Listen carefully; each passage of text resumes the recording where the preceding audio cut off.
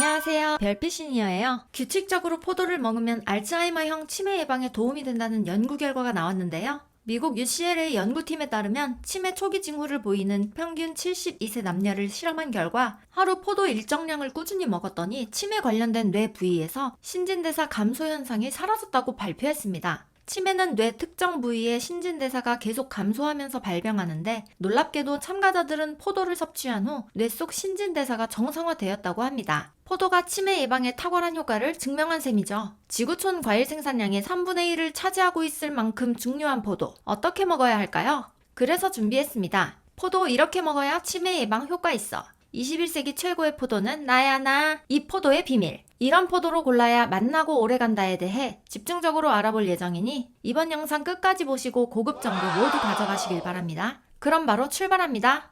사람 뇌 속에 단백질이 과도하게 많아지면 단백질은 독성을 띤 단백질로 변하게 되고 이 물질은 뇌 속에 쌓여 신경세포를 공격하게 됩니다. 이 현상이 지속될 경우 인지 기능이 떨어지고 기억력이 흐려지게 되어 알츠하이머형 치매로 이어지게 되는데요. 미국 시나이 의대 연구팀에 의하면 쥐에게 포도씨 추출물을 먹인 결과 보통의 쥐에 비해 단백질 응집 현상이 50% 정도 낮게 나타났다고 합니다. 포도씨에 있는 폴리페놀이라는 성분이 독성 단백질이 뇌 속에 쌓여 신경세포를 죽이는 작용을 막아주기 때문이라고 하네요. 포도를 드실 때는 꼭 포도씨까지 드셔서 치매 예방 효과 모두 누려보세요.